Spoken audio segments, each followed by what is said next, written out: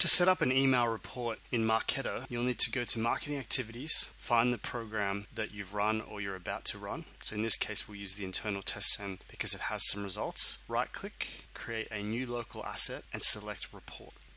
Now in this particular case, the type will be Email Performance, and then we'll just add our name to the end of it and click Create. So the first thing we need to adjust is limit this report to just the email we're interested in. So in this particular case, it's done that by default. It's only showing me the internal test send. However, if I wanted to explicitly set that or limit the actual view of the report, I could either do that through the smart list or in the setup. I could also select the filters, click on that, double click on this particular filter and select the particular email we're interested in to make sure it only shows this particular one. So let's go back to the report and have a look at some of the statistics. So this is a tactical report. It shows me similar results to my dashboard in the email, but with a bit more detail. So for example, it's got the percentage delivered, it has the number of opens, which is not always reliable because that's based on an invisible image being opened in the email. So this statistic